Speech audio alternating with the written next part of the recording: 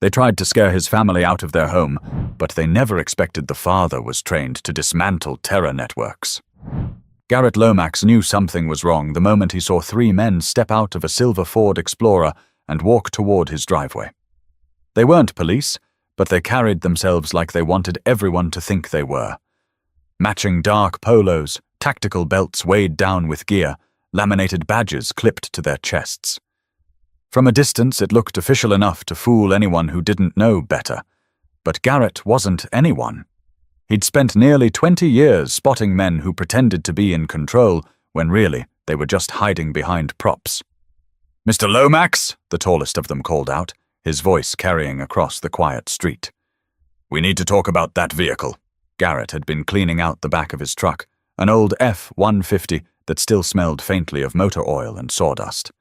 He paused, set the box of tools down, and looked up at the man. His wife Shanice was inside with their daughter Leona, studying for her biology test.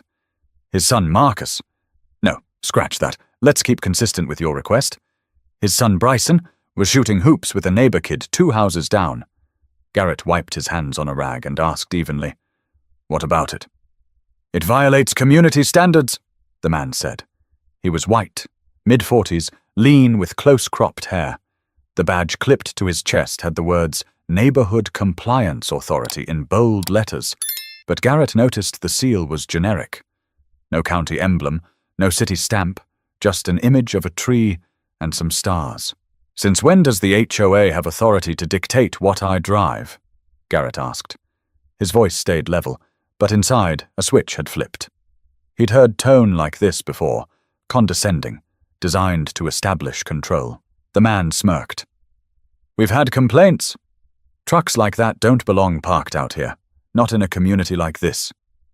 His buddies chuckled behind him, one crossing his arms, the other shifting his weight like he was getting ready for something. Garrett studied them quietly. "Complaints from who?" "That's confidential," the man replied, stepping closer. "But we'll need it moved. You can park it outside the subdivision if you like, otherwise you'll face penalties." Garrett almost laughed, but he didn't. He wasn't about to give them the satisfaction. Instead, he tilted his head slightly. "Penalties from who?" "Last I checked, compliance officers don't carry handcuffs. Or fake badges." That line landed harder than the men expected. The smirk dropped for a moment, replaced by a flash of irritation. The leader quickly recovered. "Watch yourself, Mr. Lomax. We don't want to escalate things." Before Garrett could respond, the front door opened. Shanice stepped out, holding a mug of tea, her face calm, but her eyes sharp. "What's going on?" she asked, scanning the 3 strangers with a mix of caution and disgust. "Ma'am, nothing you need to worry about," the leader said smoothly. "Just making sure your family follows the rules. It's for everyone's safety." Shanice raised an eyebrow. "Safety? From a pickup truck?" The 2 men behind the leader laughed openly this time, one of them muttering under his breath, "More like safety from him." Garrett heard it clearly. Every muscle in his body wanted to react, but he forced himself still. Years of training had taught him control, that the first move you made in situations like this determined how far things went. He looked directly at the man who'd muttered, and asked in a low, steady voice, "What did you just say?" The man shifted uncomfortably but didn't repeat it. The leader quickly waved it off. "Enough! Mr. Lomax, you've been warned. We'll be back to check. Don't make us take further action." They turned as if they'd just issued an official order, climbed back into their SUV, and drove off slowly, letting the moment hang in the air. Garrett watched the Explorer disappear around the corner before speaking. "Shanice," he said quietly, "those men weren't from the HOA." "I figured as much," she replied, sipping her tea like her hands weren't shaking slightly. "So what are they?" Garrett exhaled through his nose, eyes still locked on the street. "Trouble. Organized, too. They weren't improvising. They've done this before." Bryson jogged up with a basketball tucked under his arm. "Dad, who were those guys?" "They looked like cops." "They weren't cops," Garrett said firmly, "and I'll explain more later. For now, I just want you and your sister to stay alert. Don't talk to them if they come back." The weight of his words settled in. Shanice met his gaze, and though she wanted reassurance, Garrett couldn't give it yet. His instincts screamed that this was just the beginning. But what Garrett didn't know was that this group wasn't finished. They were just testing the waters, waiting to see how far they could push his family. Dinner that night felt different. Normally, the Lomax household was filled with the noise of conversation. Bryson going on about basketball drills, Leona sharing facts from her science textbooks, Shanice gently reminding Garrett not to overseason the chicken. But this evening, the words hung shorter, heavier, like everyone was waiting for him to say something that would explain away the strange encounter in the driveway. The kitchen light cast a soft glow over the table. Plates were half finished, forks scraped occasionally, and every few minutes, Shanice's eyes drifted toward the front window. Garrett noticed each glance, though she tried to hide it. Finally, Leona broke the silence. "Daddy, why did those men sound like they were in charge if they weren't real officers?" Garrett set down his fork. He'd been expecting the question. "Because that's what they wanted you to believe. People who want control usually pretend to have more power than they do. It's the first trick in the book." Bryson frowned, twirling his fork in his mashed potatoes. "So they're fakes? Like straight-up criminals?" "Not just fakes," Garrett replied. "They're organized. They dress the part, act the part, and hope folks don't ask questions. Most people won't. Most people will just back down." Shanice leaned forward, her tone sharper. "But they didn't just come here to talk about the truck. You saw the way they looked at you, like they'd already made up their minds about us." Garrett met her eyes. "I know. And that's why we need to stay sharp." He didn't elaborate, but his family had seen enough of his moods to recognize when his instincts were speaking louder than his words.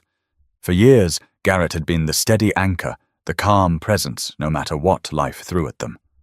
But Shanice remembered the missions he never talked about, the long stretches where his phone was off, and he came back with shadows in his eyes. She knew when his guard was up. Leona's fork clinked against her plate. "Are they going to come back?" "Yes," Garrett said plainly. "They will." Shanice gave him a look. "You sound sure." "I am," he said. "Because people like that don't test you once and walk away. They're watching how we respond. They're figuring out how far they can push." The room went quiet again. Bryson shifted in his seat, uncomfortable with the weight of the conversation. "What do we do then? Just wait for them?" Garrett leaned back, folding his arms. His voice was calm, but firm. "We live our lives. You go to school, you play your games. Your mom runs her day the way she always does, and I'll handle them when the time comes." "But Dad!" Garrett's tone cut just enough to halt Bryson mid-sentence. "That's not up for debate. Your job is to stay safe, not to worry about what I'll do." Shanice placed her hand on Garrett's arm, steady but questioning. "You're not thinking of starting something, are you?" "Because that's exactly what they want. To provoke you." Garrett glanced at her. "I won't start anything, but I also won't let them think this house is an easy target." The silence after that was heavier, but it wasn't hopeless. It was preparation. Each member of the family adjusting to the reality that their quiet street wasn't as safe as they'd believed. After dinner, Garrett stepped outside alone. The night air was cool, carrying the faint sound of crickets. He stood on the porch, arms crossed, scanning the street the way he used to scan ridgelines overseas. Every car that passed, every porch light flickering on, every shadow moving behind curtains. It all registered. Shanice came out after a few minutes, wrapping a sweater tighter around herself. "You're doing that thing again," she said softly. He didn't look away from the street. "What thing?" "The thing where you're not here with me. You're somewhere else. Somewhere you don't talk about." Finally, he turned to face her, his voice lowered. "I can't help it, Shan. When something feels wrong, I see patterns. I notice the small things. That's how I kept my team alive all those years." "And what about now?" she asked. "How do you keep us safe without dragging us into your old world?" Garrett studied her face, the worry hidden behind her strength.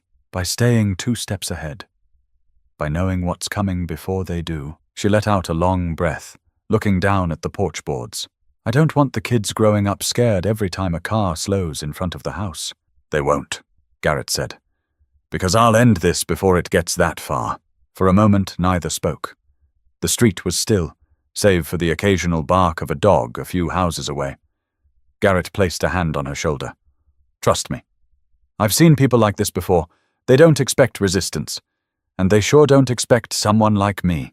Shanice looked at him closely, as if trying to read the parts of him he never said out loud. Finally, she gave a small nod. They went back inside, but the atmosphere had shifted. Everyone in the house understood that what happened earlier wasn't just a strange run-in. It was the first sign of a storm. But Garrett didn't realize yet that the neighbors were watching too, and their silence was about to speak louder than words. The next morning, Garrett left early to take Bryson to basketball practice at the YMCA. As he pulled out of the driveway, he caught sight of two of his neighbors standing across the street. Both of them paused mid-conversation when they noticed him, pretending to adjust their mail or check a phone. He knew the look well, people who wanted to say something but didn't have the courage to speak. When he got back, Shanice was in the yard tending to her small row of hydrangeas. A few houses down, Mrs. Callahan, an older woman with a small terrier, froze when she saw Shanice. She gave a tight smile, then tugged the dog back inside as if she had somewhere important to be. It was almost noon. Garrett didn't miss the timing. Inside the house, Leona was at the dining room table flipping through her notes. "Mom," she said, "people are acting weird. When I was walking back from school, Mrs. Keating didn't wave. She always waves." Shanice glanced at Garrett, her lips pressing into a line. "You think they know something?" Garrett's tone was measured. "They don't know anything. They're just scared. Easier to stay quiet than to stand up." Leona frowned. "But why would they be scared of men pretending to be the HOA?" Garrett hesitated before answering. "Because deep down, they know it isn't the HOA. They know it's something worse. And if they acknowledge it, they'd have to do something about it." That afternoon, as Garrett wheeled the trash bins down the driveway, his neighbor, Don Avery, pulled up in his SUV. Garrett had spoken to Don a few times, enough to exchange polite nods, not much else. Today, though, Don rolled down his window. "Garrett," he said, voice low. "Can I give you some advice?" Garrett stopped, one hand still on the bin handle. "Go ahead. Those guys that came by yesterday." Don looked around before continuing. "They've been here before. Not just to you. A couple months ago, they showed up at the Hernandez house down on Millbrook. Said their porch furniture wasn't approved. Scared the life out of them. Next thing you know, they put the house up for sale." Garrett raised an eyebrow. "And nobody reported it?" Don shook his head. "Most folks around here don't want trouble. The HOA doesn't deny it's them, and the cops don't get involved unless there's violence. So people just let it go. Let it go," Garrett repeated, the words tasting bitter. "And now they're stronger for it." Don sighed. "Look, man, I'm just telling you, don't push back too hard. They'll make your life hell. They can find ways to pressure people. It's not worth it." Garrett's eyes narrowed, his voice flat. "It's always worth it when your family's being targeted." Don gave a half shrug, like he'd already said too much, then rolled the window up and drove away. That evening, Shanice sat on the edge of their bed while Garrett laced up his running shoes. "You're not really surprised the neighbors didn't say anything, are you?" she asked. "No," Garrett admitted. "I've seen it before. Overseas, back home, doesn't matter. People see wrong, they look away. They convince themselves it's not their fight. And what about us?" Shanice pressed. "What happens when it is our fight, and nobody wants to stand with us?" Garrett looked at her steadily. "Then I stand." That's enough. Later, when the kids had gone upstairs, Shanice found herself staring out the living room window. Across the street, a curtain shifted in the Reynolds house. She caught a glimpse of someone peeking through the blinds before the fabric fell back into place. Watching. Always watching. The silence of the neighbors was louder than words. It meant they'd seen this happen before. It meant they knew the pattern, but didn't dare interfere. And now, their silence had put the spotlight firmly on the Lomax family. As Garrett stepped outside for his late run, he glanced at the houses lined neatly along the street. He could feel the eyes behind the windows, measuring him, waiting to see if he'd bend like the others. But Garrett wasn't built to bend, and while he thought the neighbors' silence was cowardice, He was about to learn it also gave the fake officers room to escalate their tactics without resistance. 2 days later, the Ford Explorer showed up again. Same vehicle, same trio of men, but this time they didn't bother with the polite act. They parked directly in front of the Lomax driveway, blocking Garrett's truck. Shanice was unloading groceries from the back seat when the men climbed out. The leader, Garrett had started calling him Clipboard in his head, since he always carried one, walked up with a smirk. "Mrs. Lomax," Clipboard said, his voice too smooth to be genuine. "We told your husband about the violations. Looks like nothing's changed." "That's a problem." Shanice straightened her shoulders, bags of produce still in her arms. "What problem?" "My husband already told you. Your authority doesn't mean anything here." Clipboard glanced at his partners, then stepped closer. "It means more than you think. Families who don't comply usually regret it." That was when Garrett came out of the house, still in his running shorts, sweat drying on his t-shirt. He didn't rush. He didn't bark. He simply walked up, placed the bag of garbage he'd been carrying into the bin, and then turned to face them. "You're back," he said evenly. Clipboard smirked. "We said we'd check. Looks like your truck hasn't moved. Neither has the decor in your backyard.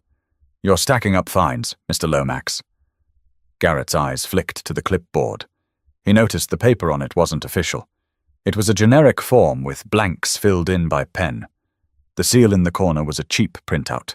He almost pitied them. Almost. "You really need better props," Garrett said quietly. Clipboard's smirk faltered. "Excuse me?" "You heard me. That seal is from a stock image. Your badge clips don't match, and one of your guys is wearing a belt with gear that doesn't even fit. If you're going to pretend, at least put some effort into it." The shorter man in the group shifted, clearly caught off guard. Clipboard forced a chuckle. "Think you're clever, huh? Let me explain something. People here respect authority. They don't question it. That's why you're the only one giving us trouble." Garrett tilted his head slightly. "Or maybe everyone else figured paying you off was easier than standing their ground. That sound about right?" The taller man in the back stepped forward now, his tone darker. "Careful how you talk to us." Garrett's voice didn't rise. "Or what? You'll give me a fake citation? Scare my wife with empty threats? You've already shown your hand." The air grew tense. Shanice, still holding a grocery bag, looked from one face to another. "You need to leave." Right now, Clipboard ignored her, focusing on Garrett. "You think you're tougher than us because of that army past of yours?" Word gets around. People talk. Garrett's jaw didn't move, but his eyes locked onto Clipboard with a sharpness that made the man hesitate. "If you know my past, then you know exactly why this is a mistake." The silence that followed was suffocating. Clipboard tried to hold his ground, but Garrett's stare didn't waver. It wasn't aggression, it was calculation, the same look that had broken men much harder than these pretenders. Finally, Clipboard looked away. "Fine. Have it your way. But we'll be back, and you'll wish you'd listened." They turned and walked back to the Explorer, slamming the doors harder than necessary. The SUV rumbled to life and sped down the street. Shanice let out a breath she didn't realize she'd been holding. She set the groceries down on the hood of the car and looked at her husband. "Garrett, what are you doing? You're provoking them." "No," Garrett said softly, watching the taillights vanish. "I'm showing them I see through them." That's the only language men like that understand, Bryson had been watching from the upstairs window. He came down the stairs quickly, his voice full of nervous energy. "Dad, you stared them down like in the movies." "They looked scared." Garrett shook his head. "They weren't scared, just rattled. But rattled men are dangerous men. That means the next time they come back, they won't waste time talking." Leona, who had been listening from the hallway, whispered, "So what happens next?" Garrett looked at his children, then at Shanice. "Next, I start paying closer attention. I start learning their patterns. Because men like this, they always have patterns. And patterns can be broken." Later that night, when the house was quiet, Garrett sat at the kitchen table with a legal pad. He wrote down everything he'd observed: the make and model of the SUV, the partial license plate, the order they stood in, the phrases they repeated, the inconsistencies in their gear. His handwriting was neat, methodical, like he was back writing mission reports. Shanice came downstairs and stood in the doorway. "You're not letting this go, are you?" Garrett didn't look up. "Would you?" She crossed her arms, watching him. "No, but I'd be afraid. I still am." Garrett finally met her eyes. "Fear keeps you alert. Panic gets you killed. We'll be fine, Shan, as long as I stay 2 steps ahead." But Garrett was about to learn that these men weren't freelancing. They were part of something bigger, and their next move would prove just how far they were willing to go. The following Saturday morning, Garrett decided to mow the lawn. He wanted things to look normal for the kids, for Shanice, for the neighbors who were still pretending nothing was wrong. But halfway through pushing the mower across the front yard, the Explorer rolled past again, slow, deliberate, like a shark circling its prey. Garrett cut the engine, wiped his forehead, and watched as the SUV parked 3 houses down. Clipboard and his 2 sidekicks stepped out, this time without clipboards or papers. No pretense of paperwork, just presence. Shanice came to the front porch, arms folded tight across her chest. "Garrett!" she called, her voice edged with warning. "I see them," he replied calmly. Clipboard shouted from down the street, "Beautiful day for compliance checks, don't you think?" His tone was mocking now, stripped of the fake professionalism. Garrett walked toward the sidewalk, steady and unhurried. "You keep showing up," he said, voice carrying. "But you're not fooling anyone." Clipboard grinned. "We don't need to fool anyone. Folks around here know better than to cross us." That was when Mrs. Callahan, the woman with the terrier, peeked out from her front door. She froze as soon as she realized both Garrett and the men saw her. Clipboard tipped an imaginary hat her way, and she quickly shut the door. Garrett caught it all, his mind clicking like a camera. Fear in the neighbors, confidence in the imposters. That meant leverage.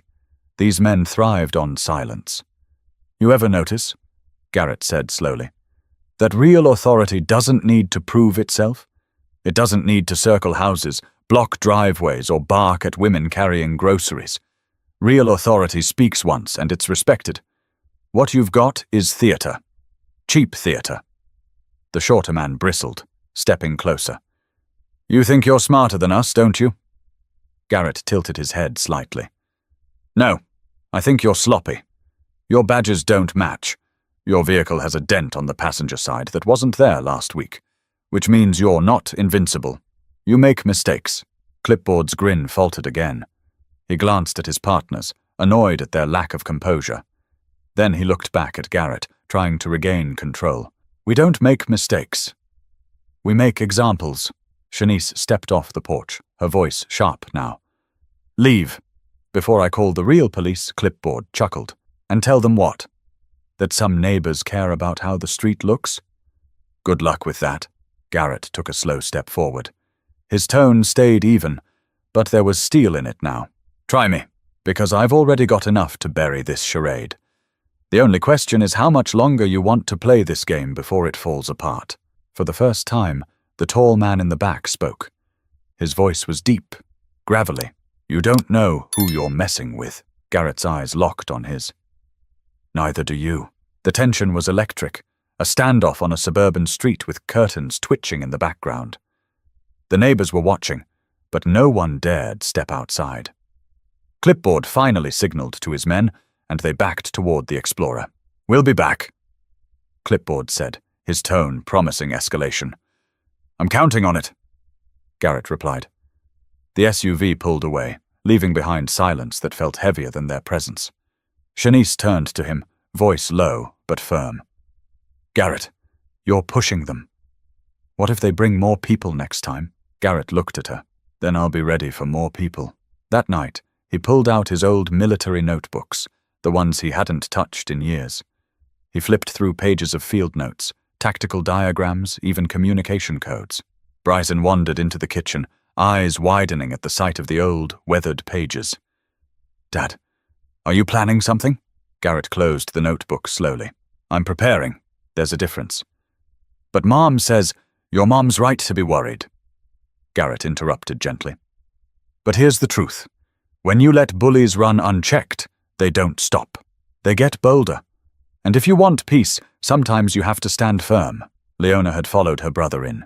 She crossed her arms, watching her father closely. What if standing firm makes them hurt us? Garrett leaned back in his chair, studying both of them. That's why I don't just stand. I plan. I look for their cracks. And today, I saw plenty of them. Shanice entered quietly, her eyes moving from the notebooks to Garrett's face. You're not just planning, Garrett. You're already fighting. He didn't deny it. He just said, someone has to. But Garrett was about to realize that the fight wasn't just with the imposters.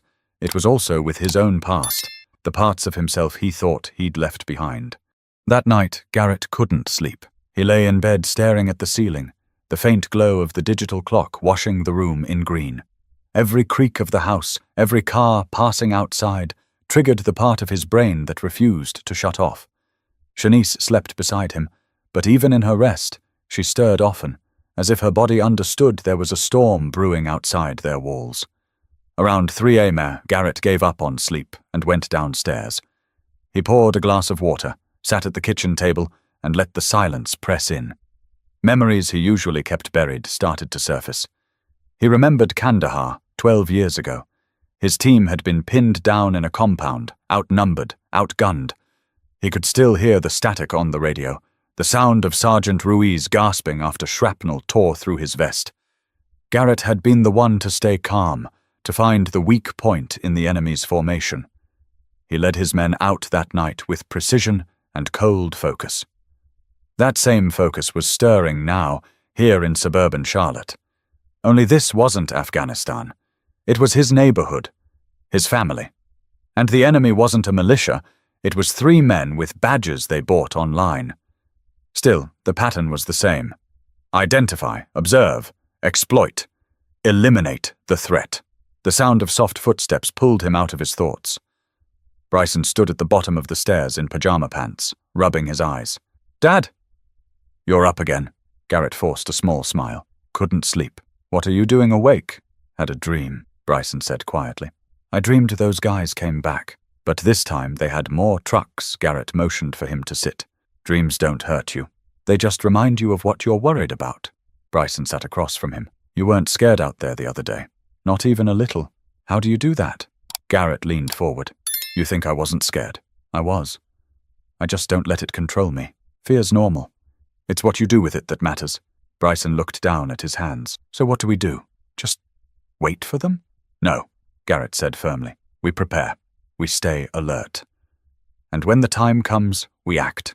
Before Bryson could ask more, Shanice appeared at the top of the stairs, her robe pulled tight. Both of you should be sleeping, she said softly. Bryson shuffled upstairs, leaving Garrett and Shanice in the kitchen. She walked over, touched his shoulder, and looked at the open notebook filled with scribbles. You're going back? She whispered. Garrett frowned. Back? To that place in your head. The one you never talk about. The one you left behind when you came home. He didn't answer. She sat down next to him, her eyes steady.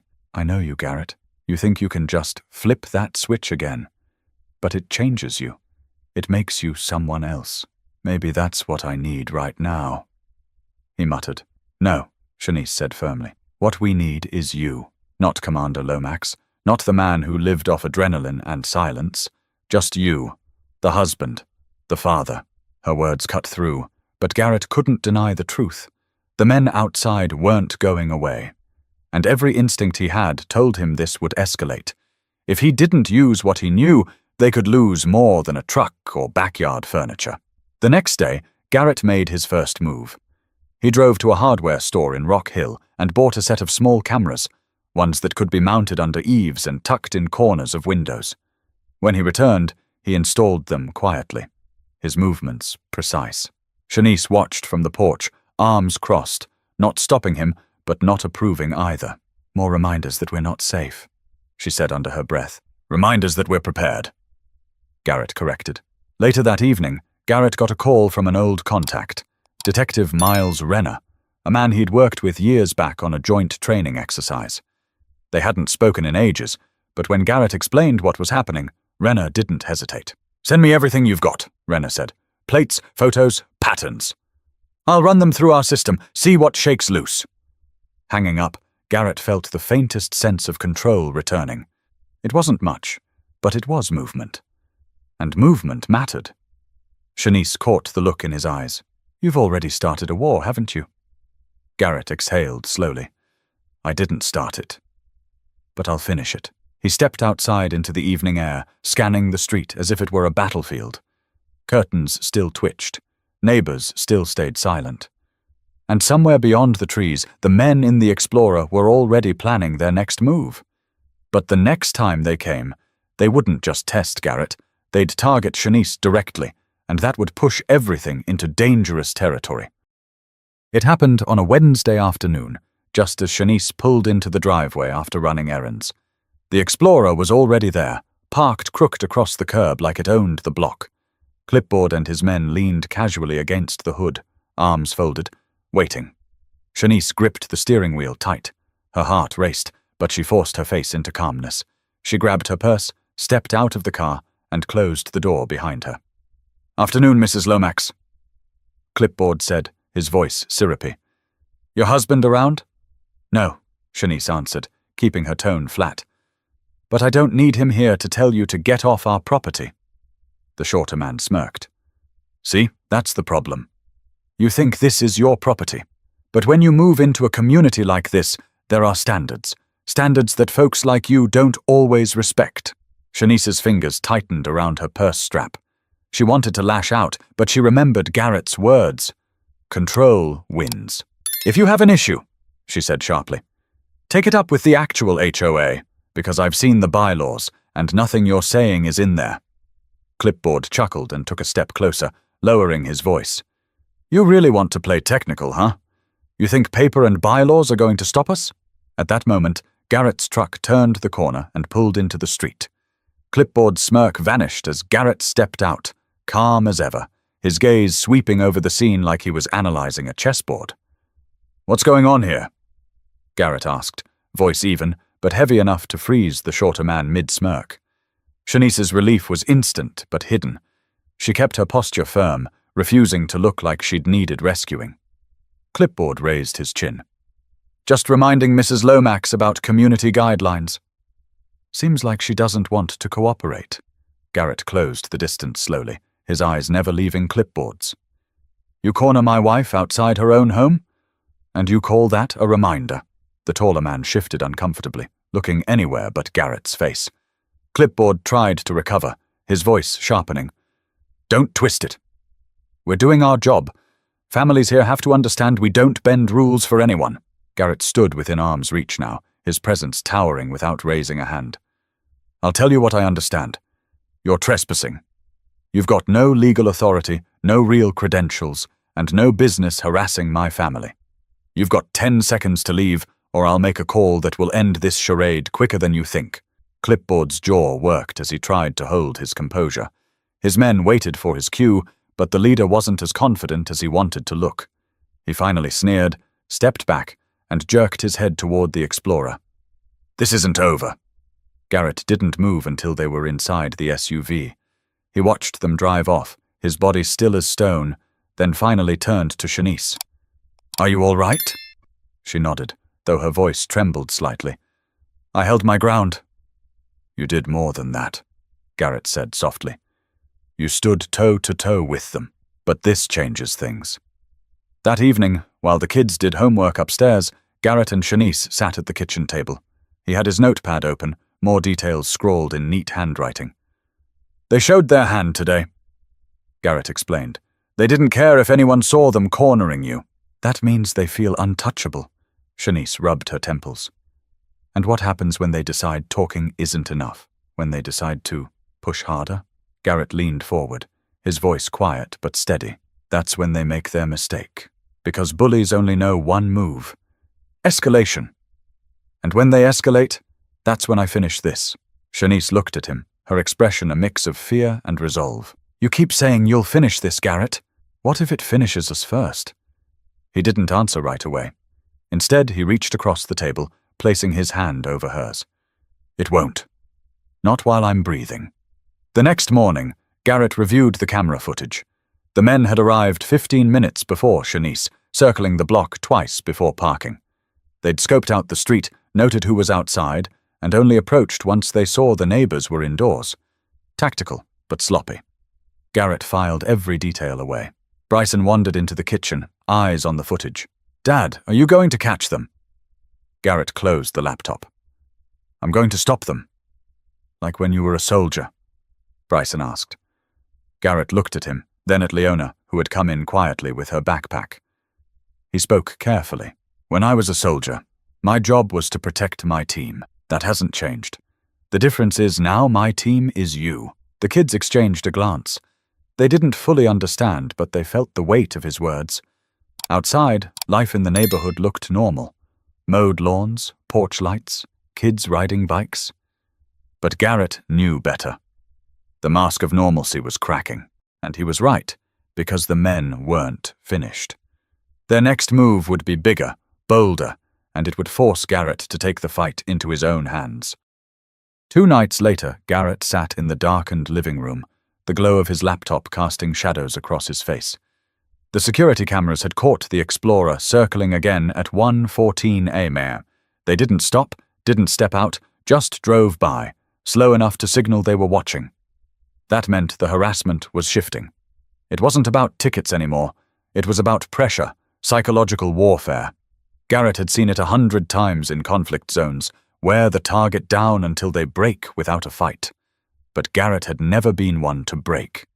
He picked up his phone and called Detective Miles Renner again. When the voice on the other end answered, Garrett wasted no time. "They're escalating. I've got footage now. I'll send it over." Renner's voice came through, steady, clipped. "Send everything. I'll cross-check license plates against reports of harassment across the county. Something tells me this isn't their first neighborhood." When Garrett hung up, Shanice came downstairs, robe tied tight. "You're still at it," she said, exhaustion clear in her voice. "Every detail matters," Garrett replied, still scanning the footage. "The times, the routes, even the way they park. It all paints a picture." Shanice sighed, leaning against the counter. "And what happens if you paint that picture and no one cares?" You heard Don Avery. The cops shrug, the neighbors stay quiet. And we're the ones left holding the bag. Garrett finally looked at her. His eyes were tired but unwavering. "Then I make them care. I'm not waiting for someone else to fix this. Not this time." The next day, Garrett put his plan in motion. He started simple. He parked his truck slightly angled across the driveway, forcing anyone who wanted to block it to stop in the middle of the road. Then he set one of the cameras to capture the license plate from that exact angle. If they came back, there'd be no denying whose SUV it was. That evening, Bryson noticed what his dad was doing. "So you're setting a trap?" Garrett smirked faintly. "Something like that." Leona chimed in from the doorway. "But what if they notice? Won't they just stop coming if they see the cameras?" "People like them," Garrett explained. "They're not looking up. They're too focused on the show they're putting on. The more confident they get, the sloppier they'll be. And that's when I catch them." Around 6 p.m., Shanice was cooking when the knock came. Not the Explorer this time. It was Don Avery, the neighbor from down the street. He looked pale, nervous, glancing over his shoulder as if someone might be watching. "Garrett," Don said quickly, "can I talk to you?" Garrett ushered him inside, studying his jittery movements. Shanice offered him a seat, but Don stayed standing. "They came to me," Don blurted out. "Yesterday. Said they'd make things easier if I kept my mouth shut. Told me they've got people in other neighborhoods too. Whole groups, working the same playbook. They force families out, flip houses, take a cut." "It's bigger than I thought," Garrett exchanged a look with Shanice. "So it's organized," Garrett muttered. Don nodded. "I wanted to say something sooner, but—" He swallowed. "I've got kids too, and I've seen what happens when people push back. Families just disappear. Houses sell overnight. Nobody asks questions." Shanice's eyes widened. "Disappear? What do you mean?" "I mean they move out fast," Don clarified, though his voice carried doubt. "Or at least, that's what people say." Garrett stepped closer. "Then you need to decide if you're going to keep watching from the sidelines or if you're going to help me stop this." Don hesitated, shifting on his feet. "What are you planning?" "Gather evidence," Garrett said plainly. Expose them. But I can't do it alone. For a long moment, Don didn't speak. Then, with a shaky nod, he said, I'll help. Quietly, that night, Garrett adjusted the cameras again, widening their field of view. He walked the perimeter of the house twice, noting sight lines, shadows, potential blind spots. His movements were precise, almost surgical. Shanice watched from the porch, arms crossed. You're not just protecting us anymore, she said softly. You're hunting them. Garrett paused. Hunting means anger. I'm not angry, I'm patient. That's the difference. But deep down, he knew anger was simmering just beneath the surface. At 2:07 a.m., the cameras caught the Explorer again. This time, the SUV slowed to a crawl, and one of the men got out. He walked right up to the edge of the Lomax property, looked straight into one of the cameras, and grinned before getting back into the vehicle. The footage was chilling. Garrett replayed it 3 times, studying the man's face, every angle of his posture. They weren't hiding anymore. They wanted him to know they were watching. Shanice sat beside him, eyes wide. They're taunting us. Garrett leaned back, exhaling slowly. Good. That means they're confident, and confident men make mistakes. But Garrett didn't realize their confidence wasn't just bravado, because the very next move would shift from intimidation to confrontation, and the truth about the scam would finally start coming to light. Saturday came like a held breath. The weather was clear, but the tension over the Lomax house was heavy enough to touch. Garrett had been up since dawn, checking the camera feeds, reviewing notes, and running through the plan he'd built with Detective Renner over the past 3 days. Every detail was ready. If the men came back, the evidence would lock them down. By noon, Shanice was folding laundry in the living room when she heard Garrett on the phone. His voice was low, but urgent. Miles, they're circling again. Plates confirmed. Renner's voice on the other end came through clear. Got a hit. Same SUV linked to at least 4 compliance incidents in other neighborhoods across York County. Families report harassment, intimidation, forced property sales. These guys aren't freelancers. They're a crew, probably contractors hired to push people out of their homes. Garrett's eyes narrowed. So it's a real operation. Renner didn't hesitate. Bigger than you think. My guess? They're working with a shadow property group, the kind that buys undervalued homes through shell companies, flips them fast, and disappears. We've been trying to catch them in the act. You might have just given me the chance. Garrett hung up and turned to Shanice. We've got them. Now we just need them to step on the trap. Trap? Shanice repeated, folding a shirt slowly. I've set the cameras to stream live to Renner's team. If they cross onto the property tonight, it's trespassing. If they threaten us, it's criminal harassment. With enough evidence, they'll be arrested before they can even blink. Shanice's hands shook slightly. And what if they don't care about being arrested? What if they're desperate? Garrett placed a hand on her shoulder. Then they'll learn what desperation feels like when it's turned back on them. That evening, Garrett parked his truck at the edge of the driveway and left the garage door open just enough to give himself a line of sight to the street. The kids stayed upstairs with the television on low. Shanice sat near the window with her phone ready. Every movement outside drew Garrett's eyes. At 9:47 p.m., the Explorer returned. It rolled to a stop directly in front of the house, engine idling. Clipboard stepped out first, his face harder now, the smirk gone. The 2 others followed, one holding a flashlight, the other with a thick envelope in his hand. Garrett stepped out from the garage, his hands at his sides. Clipboard raised his voice. Evening, Mr. Lomax. We're here to serve notice. This is your last warning before we take action. Garrett said nothing. Clipboard continued. You've ignored citations, refused compliance, and interfered with our process. That's obstruction. You're not an authority. Garrett said evenly. And that's trespassing. The man with the envelope tossed it onto the driveway. Sign or else. Shanice's phone recorded from the window, the footage streaming live to Renner's team. Garrett took a slow step forward. Or else what? Clipboard grinned darkly. Or else we make you move like all the others. Garrett's voice dropped to a cold calm. You picked the wrong family. In the distance, faint but growing, the sound of sirens cut through the night. Clipboard's eyes flicked toward the street corners, uncertainty flashing for the first time. What did you do? he demanded. Invited friends, Garrett said simply. 2 unmarked cars rolled up, lights flashing. Renner stepped out of the lead vehicle, badge on display. Hands where we can see them, he barked. Clipboard's smirk collapsed.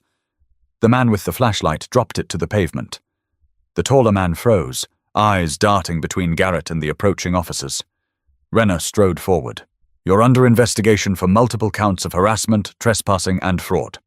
We've got statements, video, and records linking you to property scams across 3 counties. Congratulations, you're done, Clipboard tried to bluster. We're contractors. We've got fake IDs, fake citations, and a fake authority no one recognizes. Renner cut in. It's over.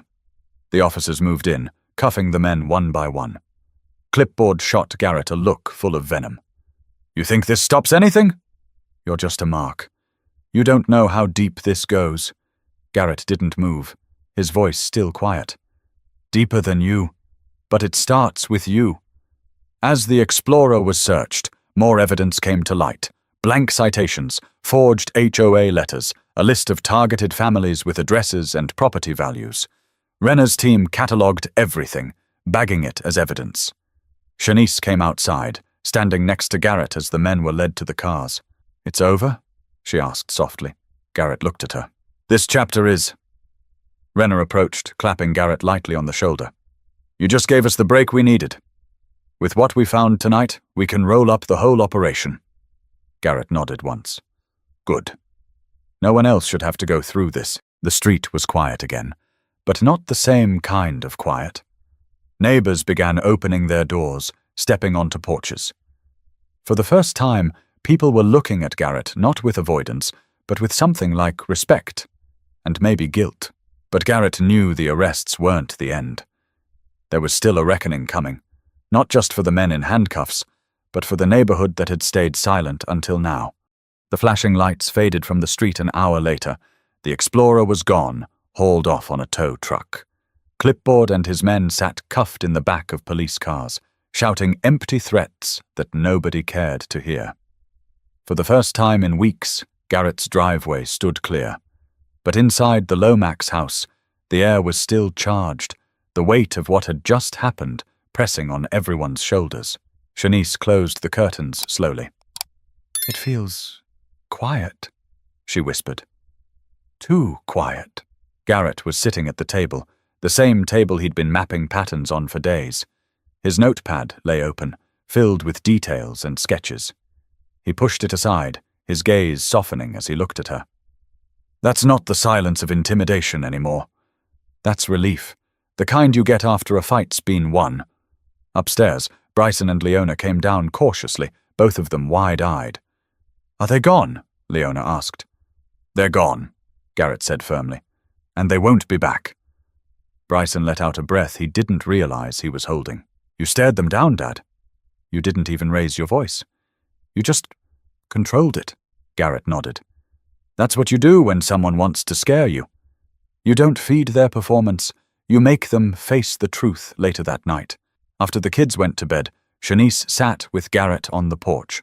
The street was unusually alive, neighbors trickling out, whispering among themselves. Some glanced over at the Lomax house, shame in their eyes. Others crossed the street and offered awkward words. Garrett, Mrs. Callahan said timidly, clutching her terrier's leash. I'm sorry. I should have spoken up sooner. I was afraid. Garrett looked at her, his expression unreadable at first, then softened. Fear's natural, but silence gives men like that power. Next time, speak. Not for me, for yourself. One by one, others echoed similar words. Don Avery came last, guilt heavy in his voice. You were right. I should have stood with you earlier. I let them win by staying quiet. Garrett didn't gloat, didn't lecture. He simply said, Now you know better. Don't let it happen again. Not here. Not anywhere. Shanice glanced at him as the neighbors slowly dispersed. You think they'll listen? They will, Garrett said, because they've seen what silence costs. Days later, the news spread. Local papers reported the arrests, detailing the fraudulent scheme of fake HOA enforcers who had terrorized families across multiple counties. Garrett's name wasn't in the articles, but the families who had been targeted knew who had forced the truth into daylight. Renner called him that week. "We're rolling up the bigger fish. Your footage gave us the missing link. This operation is finished." Garrett only said, "Good," and hung up. He wasn't looking for thanks.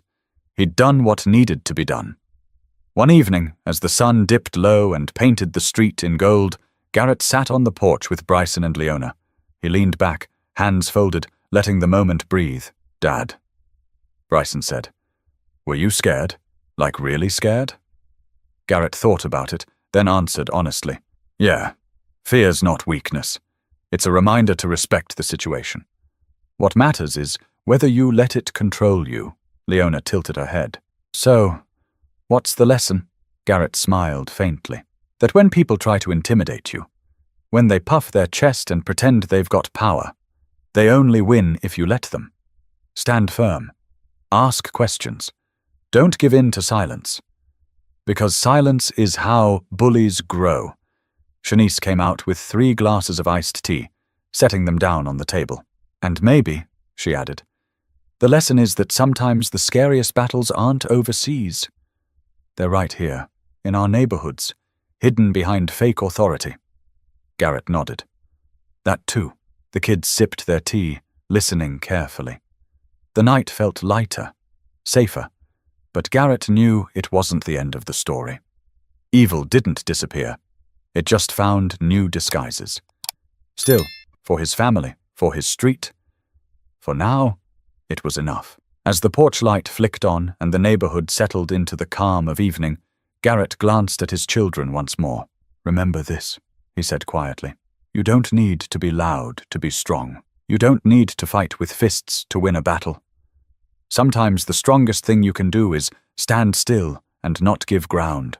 He let the words hang in the air, letting them absorb the weight.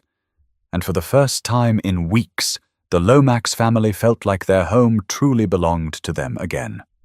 The moral is simple. Bullies thrive when good people stay silent. Speak up, stand your ground, and protect what matters.